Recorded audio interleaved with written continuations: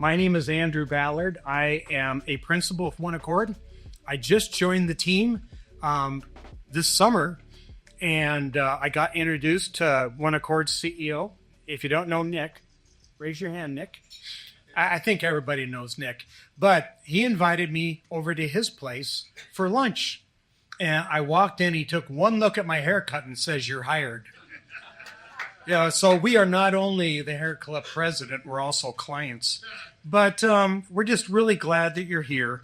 And before introducing our panel of experts, I want to kind of set the stage for what we're going to do today.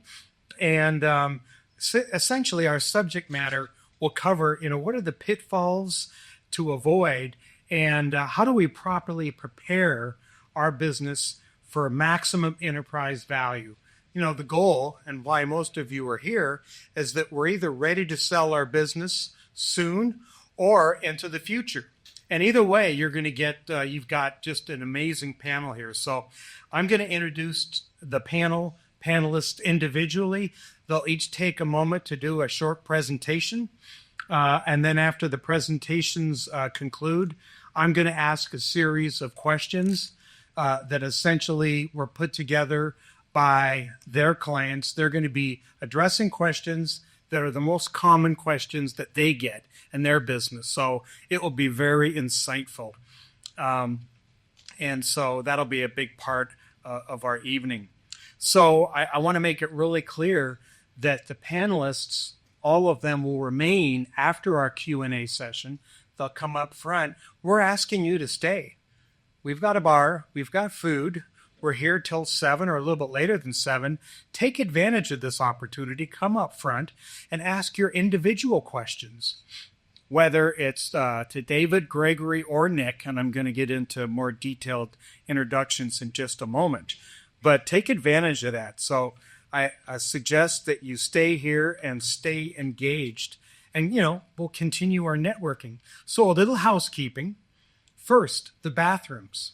You go out our foyer, you take a right, down the first hall you take a left, and the bathrooms are toward the end of that hall, very well marked on the right. Okay, so this, We'll check that out. Right now, I'm so glad you're the first panelist I'm going to introduce, David. That's excellent timing. So you've got that. Also, I'm going to respectfully request that you put your cell phones on stun or muted or whatever you can do. Obviously, if you need to take a call, we've got a foyer out there. But and then finally, before you head to your car, make sure to go to the front desk where they register guests, and they will validate your parking ticket. So don't forget to do that. All righty. So let me go ahead and just jump right in here. So what I want to start off with is to really kind of share our sponsors here, which is very important. So our first sponsor is Hoheimer Wealth Management. And David Hoheimer is the founder, owner, and managing partner of Hoheimer Wealth Management. They're a Seattle-based registered investment advisory firm, and they oversee $1.5 billion in client assets. That's with a B. They are not a small firm. So that's really cool. But beyond wealth management, they also are dealing in tax, accounting services, and they own a private credit company called Lindico. And Dave might share a little bit more about that. But through Hoheimer Wealth Management, he leads a group that is very, very high touched. So that's our first sponsor. Our next sponsor is International Business Associates. They're more commonly known as IBA, and they are really the premier Pacific Northwest business broker, and they've got a continuum of services that we'll hear more about. And they've been around since 1975. This is not their first rodeo. And then finally, our final of our three sponsors is One Accord. And One Accord is known for strategic planning, providing fractional leadership, fractional executives like CEOs, CMOs. There's also business coaching, and they're focused on serving owners that are ready to scale, exit, or transition or transform their businesses. So I want to thank our three sponsors, because without them, this event would not take place. And it's so great. Yeah, let's thank them. And we are so pleased that we have a sellout for this event.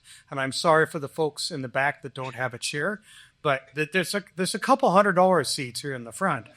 So don't be bashful about that.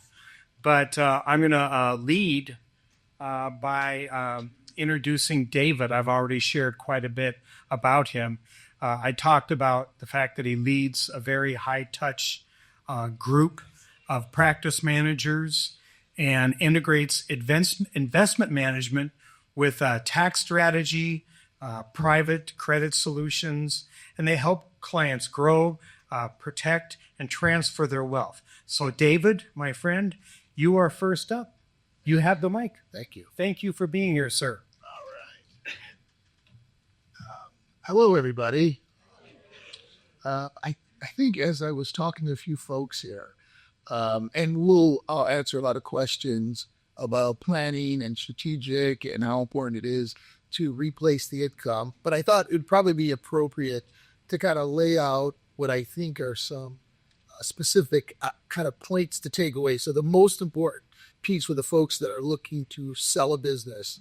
So if you're selling a business 1, 3, 5 years from now, these are the three things I think you should be thinking about as you listen to all of us, whether it's getting representation to sell the business, getting representation to prepare to sell the business, or trying to figure out what am I going to do with the pot of money to replace the annuity, the business that I owned for 5, 10, 20 years? What am I going to do with the money, and how do I replicate that? So as everybody thinks about this, I think that if you keep these three things in mind, it's going to help you out. So whether it's 1, 3, 5 years, the first thing you should be thinking about is what's your number? What's your after-tax number, right? So going into it, they're going to ask you what you think it's worth.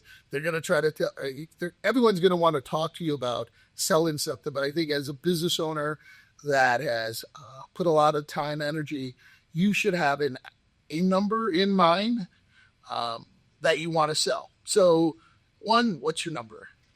2, think about de-risking and diversifying the business as you start to do this, right? Because, there is a life after business, and your business needs to have a life after you. So let's start talking about diversifying and de-risking. And then last, start to think about how we're going to design, or what you want as the business owner from a tax, estate, and legacy plan around the exit, because it's a once in a lifetime event, right? Everybody doesn't have 3 businesses they're going to sell. And often it's a very emotional thing. So if you can think about what life looks like from a tax, legacy, and estate plan around the sale, that's going to help. It's going to help you have a really insightful and thorough conversation with my 2 partners when you bring them in to actually get ready to put the business together. So I think if you remember those 3 things while we talk and answer questions, that's going to be really helpful in tonight's kind of discussion. Awesome. Thank you very much, David. And please do remember, after our Q&A, we really want you to come forward and ask the individual questions that are relevant to your business situation. It's not often that we have this group of experts all in the same room. So next is Gregory Koski. He is the president and CEO of IBA since 2000. So you'll remember that they have been selling businesses since 1975. So he has run the business for the last 25 years, for half of their time. And he also personally facilitated over 300 transactions on his own. He's got a lot of business brokers that work with him, and they cover a pretty good territory throughout the Pacific Northwest, not just here in the Seattle Bellevue area. I mean, you've got clients in Portland and Spokane, and you've got people in these other areas too.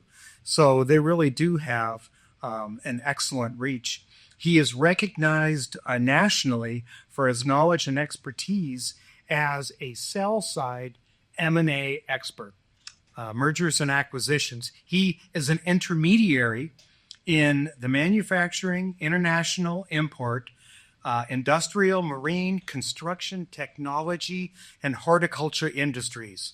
Now, they're not limited just to those verticals, but that represents a good part of their business. In addition to that, he's commonly published as an author, and he does a lot of speaking, seminars, etc. So Mr. Kofsky has held a real estate broker's license, actually in multiple states, since 1994, and has the ability to comprehensively represent entrepreneurs, not only on the sale of their privately held or family-owned business, but also in commercial real estate. So it's a pretty broad spectrum. And so, Gregory, I'm so glad you're here. I'm going to turn it over to you, sir. Thank you, Andrew, and thank you, everyone, for coming tonight. Highly appreciate it. My mother was a school teacher, and I've always believed in education. I believe the best decisions are made from a foundation of knowledge, and that's why Nick, David, and I put this together to help people strategically plan for the future, make the best decisions. As Andrew said, I've been with IBA since 1994. I actually met the firm through my father, who sold his veterinary hospital through the firm. So my family was a customer before I started working here. So based on that positive experience, I had returned to the Pacific Northwest after living out of state. And my father said, "What are you going to do next in your career?" And I said, "I don't know. I've got to find a right fit. I have an accounting and finance background. Academically, I'm a salesman by personality." He said, "I think you'd be good at selling businesses." So he introduced me to the founder of IBA, Bill Osofsky, and I joined in 94, spent 6 years as one of the most productive brokers with the team. And in 2000, I was honored when he came to me and said, "I'd like to retire and let's do an internal sale." So I've also been involved in a purchase of a company personally and experienced all the joys and challenges of entrepreneurship. So a little bit about IBA. We try to be a trusted guide through the process. We're unique in the Pacific Northwest in that we are 100% paid on performance. So it doesn't matter whether a company sells for 6, 7, or 8 figures. We do deals from about $500,000 up to $30 million. We do not charge our clients a penny unless we deliver a sale package they find satisfactory. And it is wonderful to only be paid by happy customers. And we've done it over 4,400 times in our history, including 8 times in the last month. So we have a track record of performance. The foundations of our company are market-leading knowledge, experience, skill, best practices, and integrity. And that's a little overview. I know I'm going to answer some questions that are coming up, but I'm available as a resource today, by email, by phone, for a meeting at one of our 10 offices, whatever you need. Thank you, Gregory. And now I'm going to move over to One Accord, and Nick Anderson serves as the Chief Executive Officer. And One Accord is a firm dedicated to the mission of building value built on values. Aren't you glad I didn't have to read that, Nick? I mean, you don't want to forget your primary slogan and your value proposition. So for over 25 years, One Accord has successfully guided over 700 organizations through critical phases of transition and growth. So it's a really critical set of skills. Nick is recognized as a thought leader in this field. He's also the co-author of the research-based guide, Your Business Could Be Worth More. And by the way, I believe, Callie, we have some copies out there. And we sell the book for $750, but if you're here, it's free. Okay, I may have exaggerated a bit. But we do sell it on the website. But you're here, please take a copy. So beyond that, Nick brings to this panel a seasoned perspective on what it takes to build resilient, high-value enterprises in today's market. And it is a moving target. So with that, Nick, you have the floor, sir. Thank you. And I'm the last one before we take some real questions, right? So I'll keep this short. First of all, you all look good. Good look. You're welcome. Yeah. Very good. Especially this guy right here. Great haircut. How many of us? Growing up, I liked to watch sports, movies. I had, heroes. My heroes were actors and athletes. Today, my heroes are you, entrepreneurs. I can't think of anything more patriotic, more loving than to create something out of nothing and provide jobs and do the things and to stay up late at night wondering, how am I going to make payroll tomorrow? And then figuring it out. I was a banker for 25 years and I went to lunch. I was a young banker and there was an older banker with me and an entrepreneur. And the entrepreneur was looking at the older banker, but he was talking to me. He said, these kids, right, these young bankers, they don't know what it is to run a business. They don't know what it is to have payroll due tomorrow. It's Thursday night and there's no money in the bank. And when he said that, my reaction was, I want that. I want that responsibility. I want to feel that because those are the problems that I want to solve. So I'm looking at a crowd of people. You guys, the gals, solve those problems regularly. And when you meet that payroll, you provide for families and the next generations. And so you're my heroes. My biggest hero, Mrs. Anderson, up front, we are entrepreneurs. We live the life every day.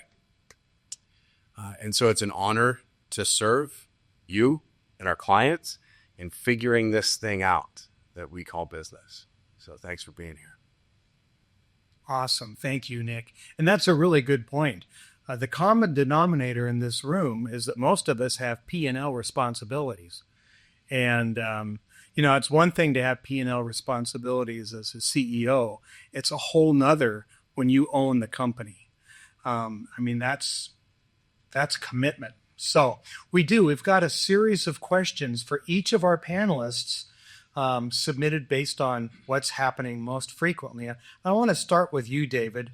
When a business owner completes a sale and no longer has the company cash flow, how does your team help them design a sustainable retirement income plan to replace their paycheck? That's a good question. I could give a long, worded kind of answer, but it comes to planning, right? So it comes to sitting down with the individual or families and starting to have a conversation around income.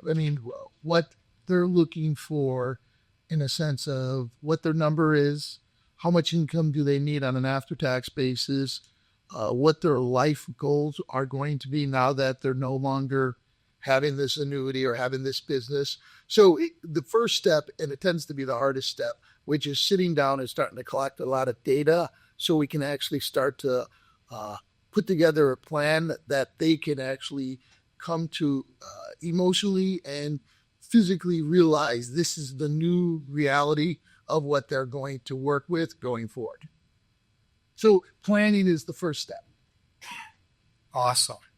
Thank you, David. I'm going to move to you, Gregory.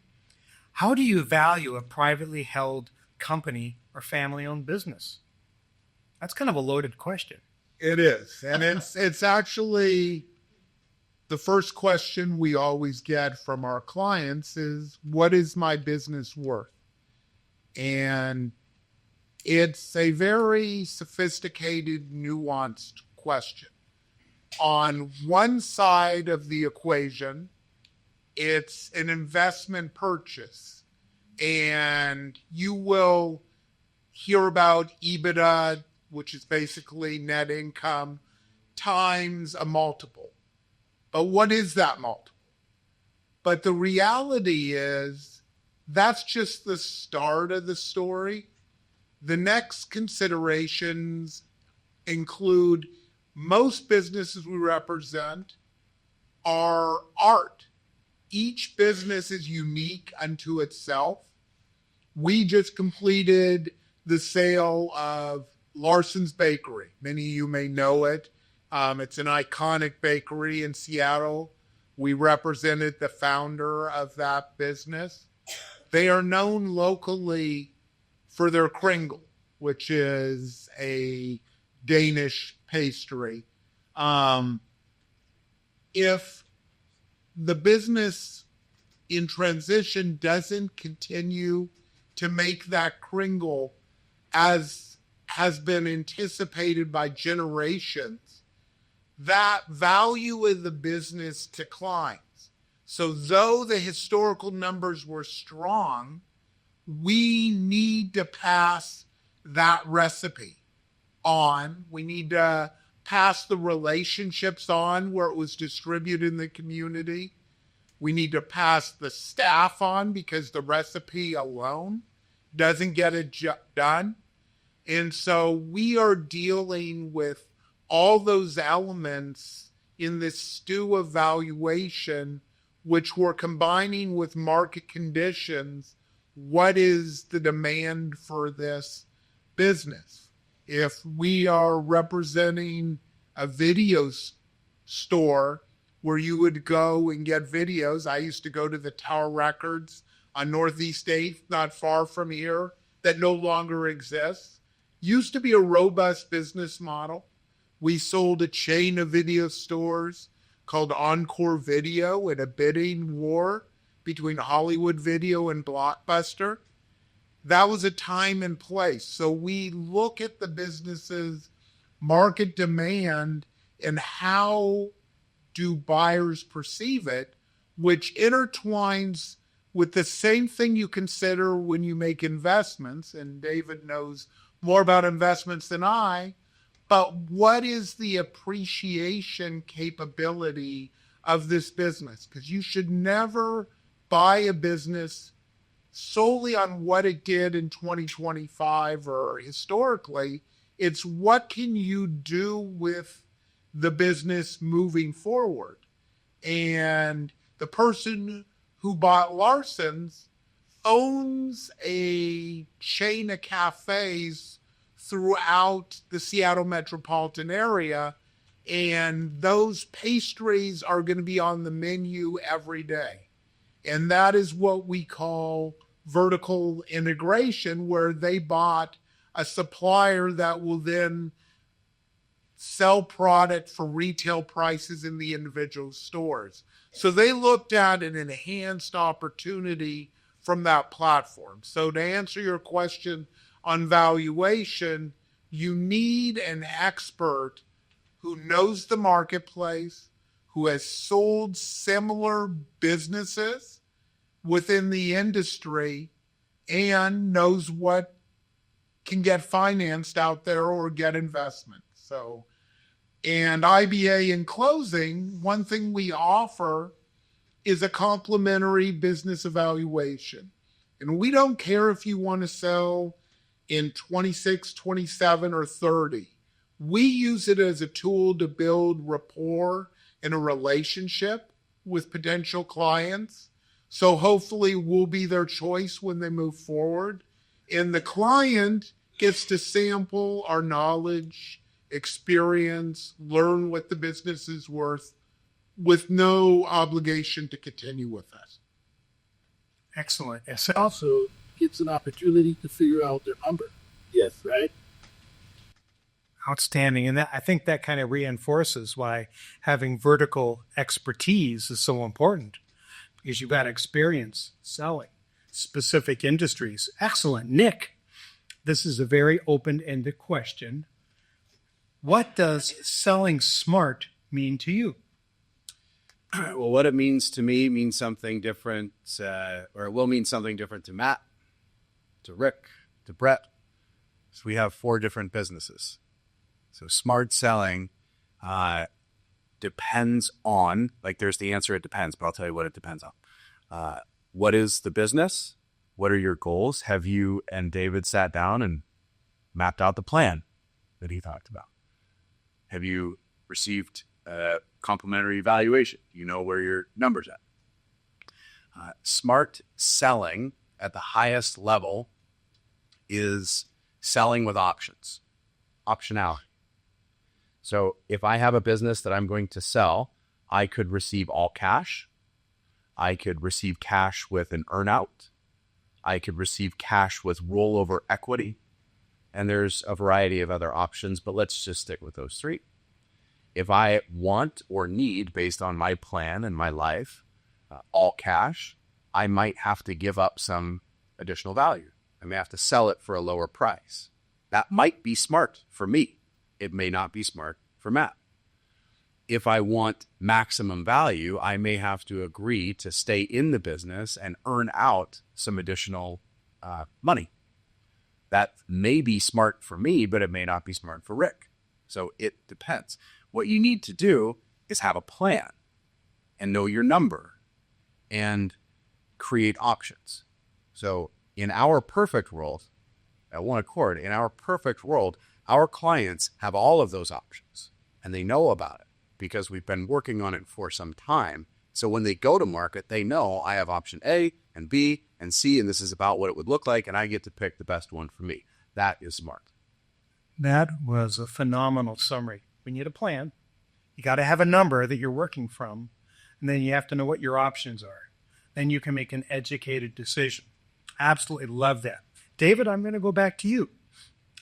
What does your process look like for coordinating investment management, tax strategy, private credit solutions, so that business owners can confidently maintain their lifestyle after the exit?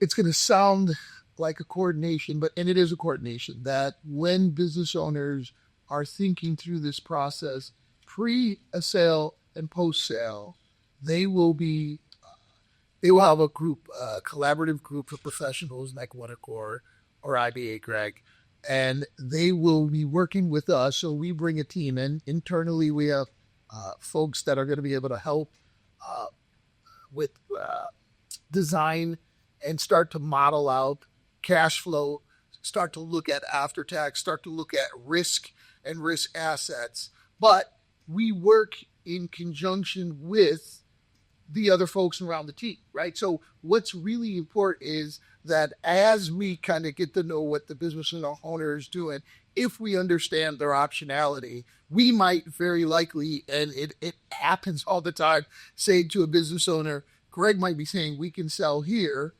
Nick might be saying, here's your option. And we might, but according to your plan, you got to take option 3, which is you got to do the earnout because you have a really high cost lifestyle and you really need that extra equity push. So you got to stay in business for another 3 years if you want that optionality. Or we might have someone that says, I don't want to do it anymore. Or I have some medical issue.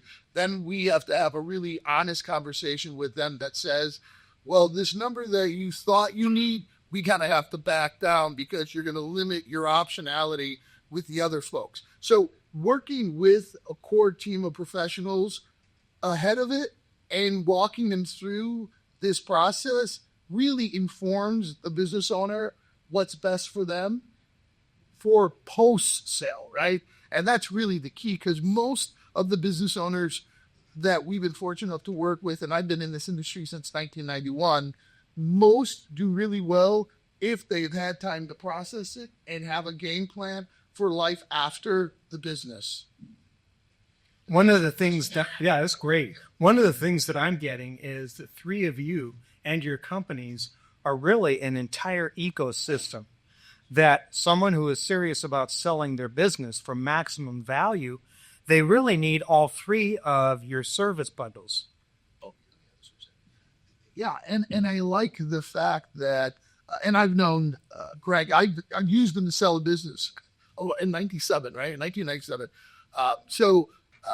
It is really important for folks to get their mind around their number. And it's very cool that in today's world, you can use somebody like an IBA to help kind of start to test what the number is in a real life scenario. It doesn't mean it's going to stay life, business, economy, cycles, but it starts to make my job a lot easier simply to say, because if someone says, my number is 10 million and the business is a blockbuster, we can tell them we're not going to get there, right? Netflix is here now if we're not going to get there. So it's a test where it's not very expensive, but they can start to see here's the value of the business.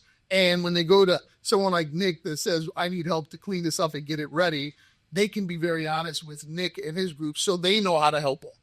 It's all about working and grabbing a team of professionals to help exit the business. Right, a team of professionals that speak the same language. And the one thing, because I know all three of you, the one thing that impresses me about the three of you is that you put what's best for the customer, for the client first.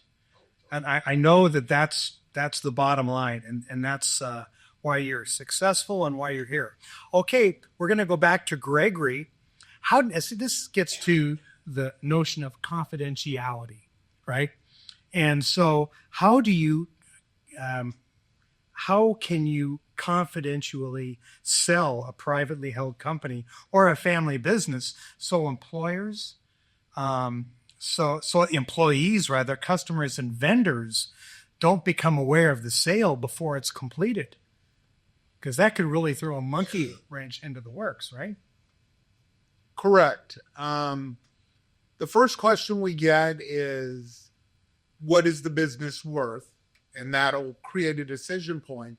The greatest fear factor is, I want to sell, but I do not want anyone to know I am selling. And how do you navigate that path successfully? The employees should look after their own best interest.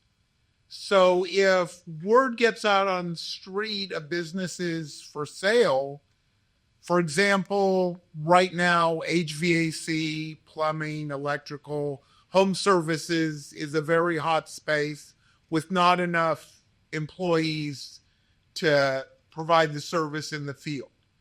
The employees are approached in the field. People stop at their trucks and hand cards to them saying, would you consider jumping? We're offering a bonus, because the work is there, but the labor component is not. So it's our job to keep it confidential that the sale is occurring. And we have found that if the sale is introduced as a live party who's pre-qualified, who the owner can convey, I had choices, I vetted many options, and this is why I picked Jane or John to be my successor. The ability to transition becomes much more effective, and that's generally only occurring about 2 weeks or less before the sale is completed. And generally, people aren't going to jump ship in that short of a time frame. And what our clients, often with our guidance, recommend is just give the new owner a chance. I have committed to be here for a while for a smooth transition. There's no slavery in America. Give them 3-6 months. I'll be here along with you. And if it's no longer the right fit, you need to do what's in your best interest. But we can't have the staff leave at time of sale because they are a significant human capital asset of a business. So that's the first tier. The second tier is customers.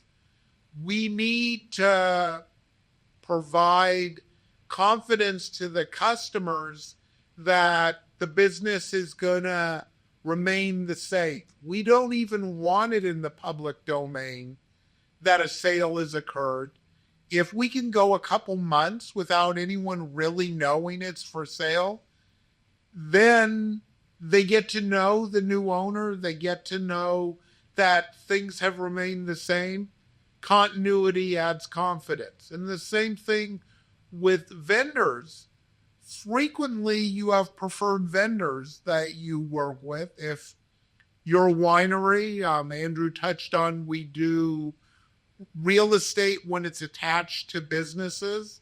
Well, if you're a winery in Woodinville that doesn't have your own vineyards and you depend on grapes from Red Mountain, one of my favorite areas, you don't want to lose that relationship and have someone give your rows of grapes to another winery. We need to, again, message and negotiate that contract continues. So there's a very defined process we do it. And at IBA, we do it with not one, but 2 non-disclosure agreements, so that in court they never could debate that they knew this was confidential information. And if they talk, then information will be released to their attorney for potential penalties. So, and then the other big part, which I don't think many firms beyond IBA do well, they get all excited about potential buyer, but they don't vet their relevant experience and financial capability. And if a party doesn't have the ability to complete a transaction, they shouldn't even know the business is for sale. And there are, unfortunately, malicious competitors who seek knowledge on what's for sale, maybe to pursue those employees we talked about earlier. And so you need a brokerage firm that vets the buyers at the entry gate and makes sure that information is only shared with qualified, vetted parties, because no one wants to go to court to enforce a confidentiality agreement. So it comes down to best practices and experience on how to assess parties. I know you know something about wine, Gregory, because of your passion with Red Mountain. If you haven't tried Videlitas, got to do it. Okay, I'm going to move over to Nick. How long, another loaded question, how long does it usually take to fully optimize a business for transition? And then I've got a follow-up to that, because I have an idea I know the answer, or at least part of it. All right. Maybe I'll give you an answer you weren't expecting. 18 months to 36 months. There you go. Talk a little bit about why there is a delta between 1.5 years and 3 years. Does it have anything to do with owner dependence? Well, funny you should ask it. The truth is, if I needed to sell my company in 6 months, Gregory could help get that done. Company's ready to go. It won't take 18 months to sell the business. Our opinion is that 18 to 36 months is the ideal time frame. There's tax planning, there's strategic planning, and there's just stuff under the hood. And you all know what it is in your business. And there's stuff that you don't even know what's under the hood depending on the size of your business. And that stuff will come out. in the process called due diligence. Financial statements are provided. Some employees may be interviewed, maybe not. Confidentiality is a thing, right? But the buyer, I mean, let's just be real. If I'm buying a business for $25 million, I'm not doing it like this, right? I'm looking at everything. I want to know that that's a good deal. And to get ready to pass the sniff test, it's going to take some time. Got to get financial statements in order. We talked about, or at least it was said, the word EBITDA was, who knows what EBITDA means? It's pretty good. Cool. All right. How many of you know what a multiple is? We heard that word earlier. Cool. All right. So if I have a business that has a $5 million EBITDA, and I have a business that has a $10 million EBITDA, is that $10 million business worth twice as much as the $5 million business? No. There's a lot of factors that go on. Let's say there's same industry, same profile, same. The fact that there's 10 million in EBITDA versus 5 could actually increase the multiple. And that's the game that we play, actually. If there's one thing that we endeavor to do, it is increase the multiple. And we do that by reducing owner dependence. We can say key man risk. It doesn't have to be the owner. It might be the GM. It might be the salesperson. It might be the tech that is the concentration of all the knowledge. And if that person doesn't go along with the deal, there's no deal. There's a lot of risk here. So it takes time to address those things, first to uncover them, then address them, then fix them, and then prove that the company can operate in a new paradigm post-transaction. One of the things that we do often is promote the CEO to founder and put a CEO in the company. So we will put someone in on an interim basis. So company comes to us and says, help us get ready for sale. And we say, okay, founder, CEO, you have been promoted to chair or founder, or, and we're going to put our interim CEO in your place. You can't go hire somebody if you're going to sell your company. Especially, you don't want to hire somebody and not tell them. Like, that would just be mean. But if you do hire somebody and you're going to sell the company, you probably have to give them equity. Otherwise, why would I go work for you if you're going to sell the company in a year? So you bring in one of our team as an interim. We know that we're only in there for 9 months or 18 months or whatever it is. Just putting someone in the company, taking the founder out of that seat, allows us to see things that may not be seen every day. It's like that stuff in the kitchen, on the kitchen counter, that you don't see every day because it's just been there. Same thing exists in the business. The other thing that does is it demonstrates to the market, to the buyer, that I can buy this company and it will run without its founder.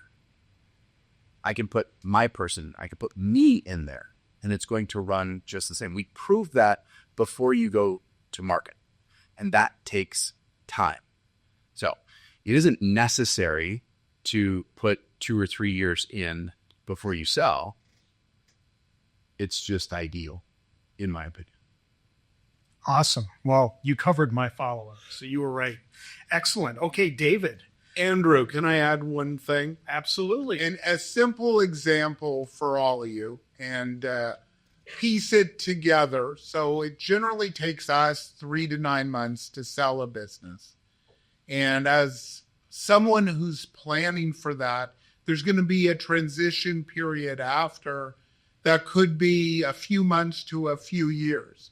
So you do need, if you're 70 years old and you want to be retired by 72, you probably need to get that train moving. But in terms of what Nick said, the thing to think about is the same thing you think about when you sell a car. You want to detail the vehicle to achieve the best possible market value. We can give you a sell now value, and it will be as is, and it could be a very nice price, but there always exists an ability to improve if you're going to take action.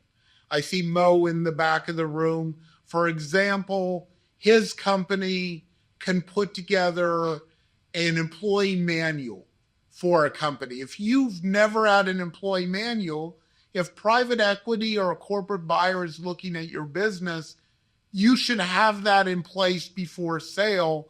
It will enhance your value. I know Andrew's background, one thing that can increase value is what is the trend in terms of revenue. Andrew is a guru in marketing.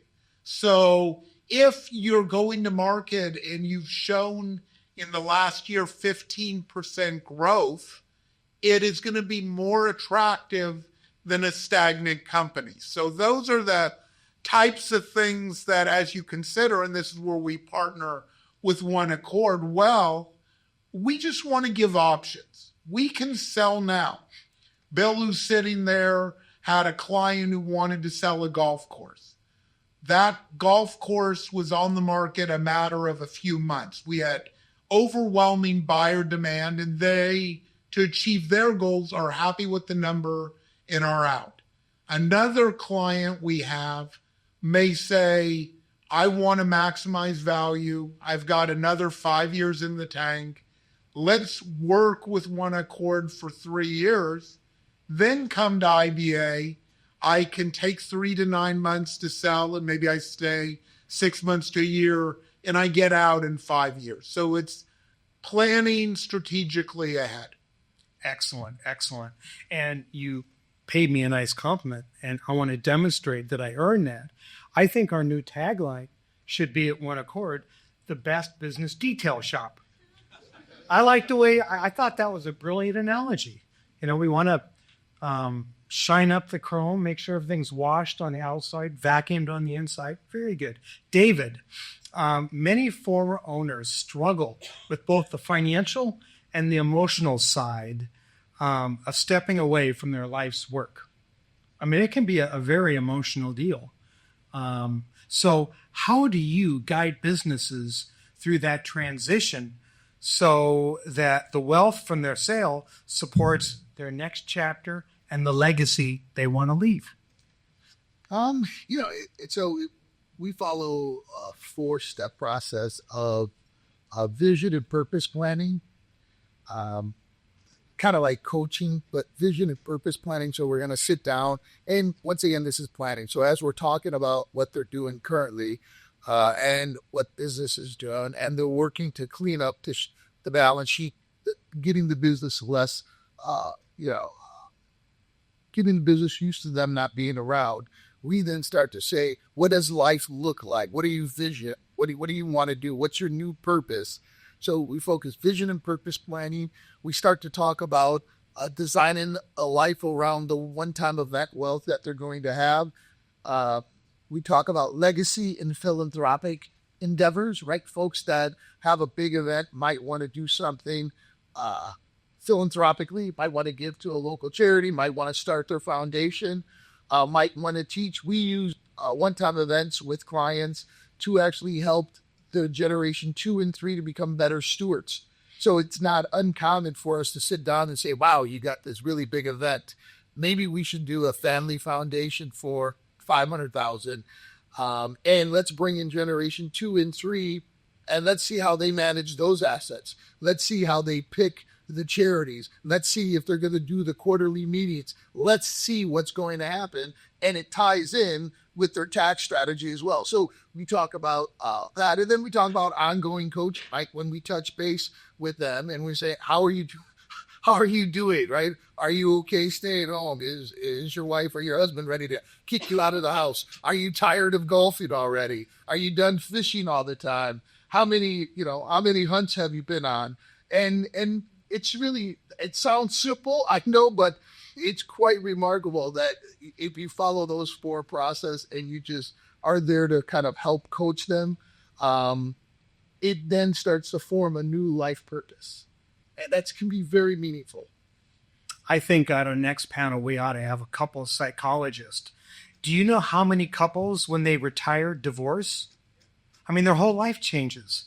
I'm not being tongue in cheek. It's not funny. So I want to make sure to leave plenty of time for your individual Q&A. They're going to go up front. You're going to come forward.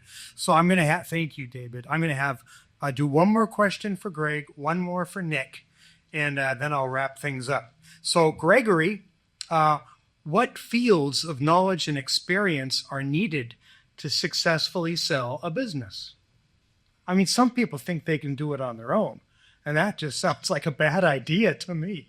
I always tell them good luck. The problem with mergers and acquisitions or business brokerage is there's virtually no barrier to entry.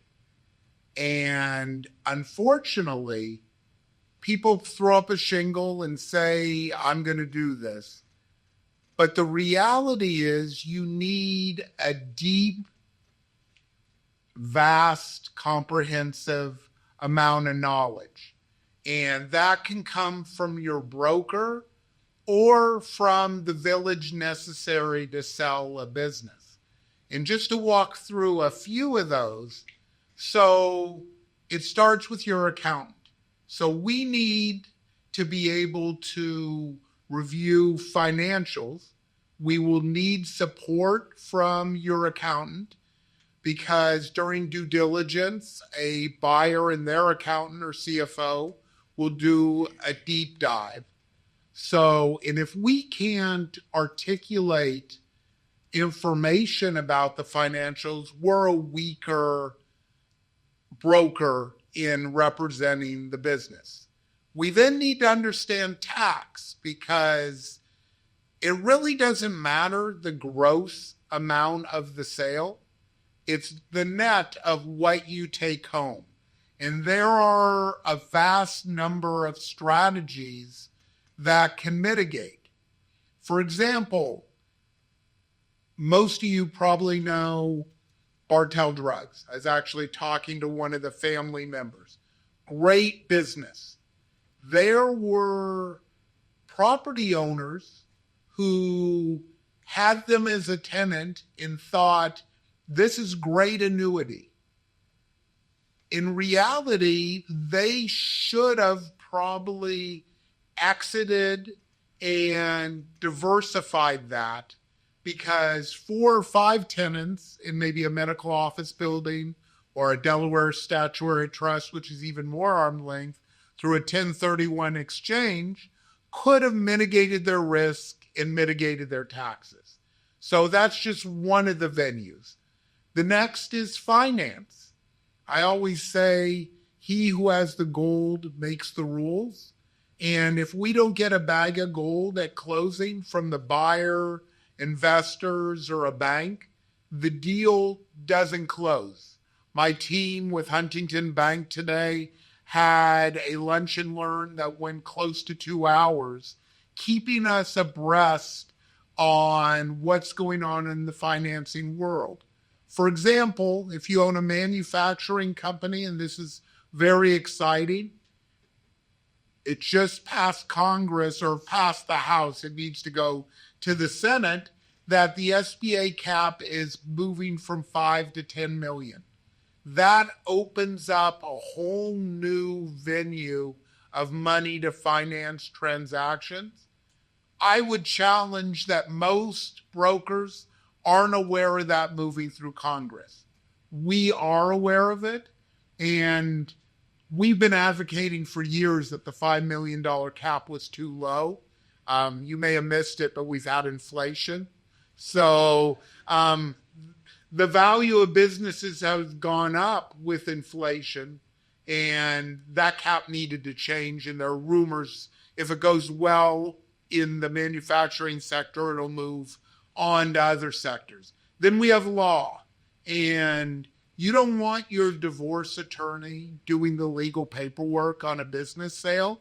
So knowing a quality M&A attorney who isn't creating the wheel, who can negotiate effectively for you for a fair middle ground, because neither side wants a lot of ping pong that just runs up legal bills at over $1,000 an hour between both sides.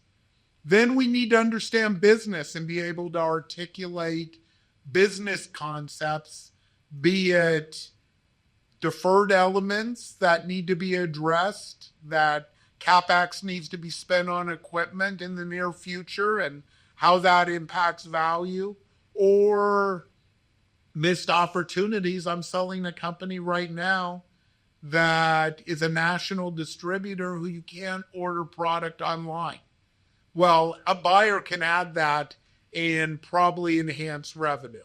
And then we, as Andrew briefly touched on, we're psychiatrists, we're psychologists, walking people through the sale of what is essentially a child. Talk about an emotional decision. So we have time for one more question. And Nick, I'm going to ask you to wrap us up here. What can the business owners in the audience here this evening do for themselves, right? Do on their own. And then what should they seek help with? I mean, it's kind of a follow-on to what Gregory just shared.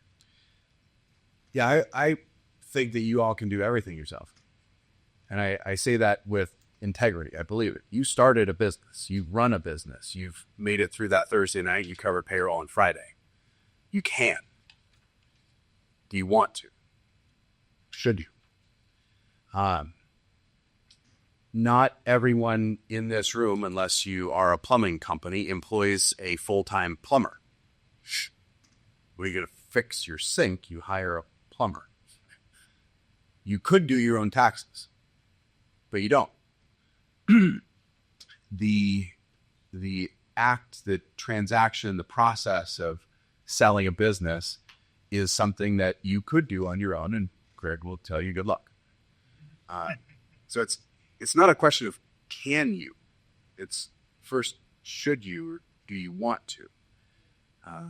And I think, these men sitting to my left, I've just met David through this event, but I've known Gregory. I trust Gregory. And because Gregory introduced me to David, I trust David. That trust transfers. And that, I would say, is the most important thing, is work with people that you trust who will be honest with you. That's one of the reasons why I trust Gregory, is because he will tell me the truth. He'll tell me if I have something in my teeth. Like, really. And that's important. And the same thing is true. When he handed the mic over, he was referring to the business as the baby, right? The child. I need people who are honest with me. And not just the people that tell me my baby's ugly, but those who will deliver truth in a way that I can receive it and I can act on it. So, can you do it yourself? Sure. Should you? I don't know. Do you want to? If the answer is no, find people that you trust and work. Awesome. Great explanation point. And Oh, of course, David.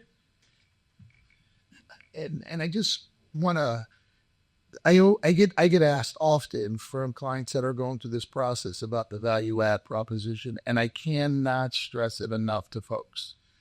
Hire professionals in those areas and in the additional areas. Like, the dollars spent, the value add is tremendous, and I cannot stress it enough. Where business owners that are selling their business, whatever business it is, whether it's plumbing, HVAC, whether it's transmission, but whatever it is, they're experts in that business. They're not experts at getting a business ready to sell, and they're not experts at selling a business.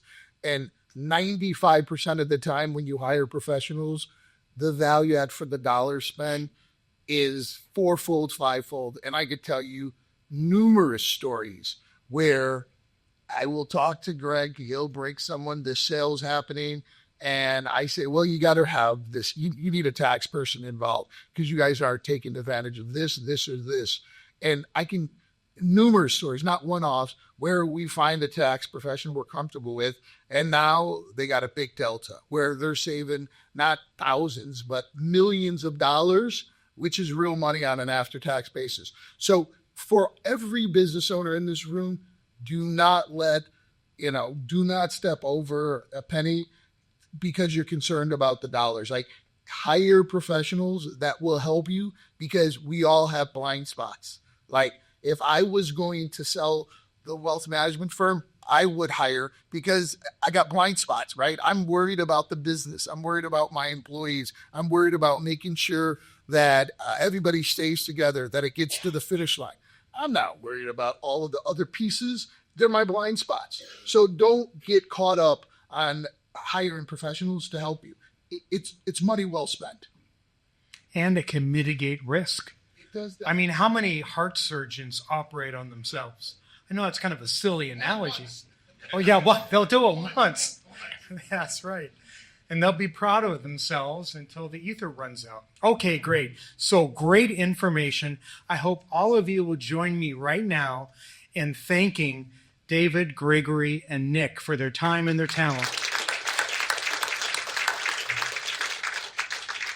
That is awesome. And I know this may sound a little redundant, but I also want to take a moment to thank them. I mean, they're the CEO of the sponsors, but I also want to thank our sponsors that paid for everything: Hoheimer Wealth Management, IBA, and One Accord.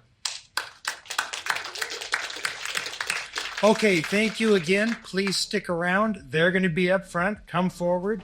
We still have plenty of time. And don't forget to validate your parking ticket. Thank you all for being here, everybody.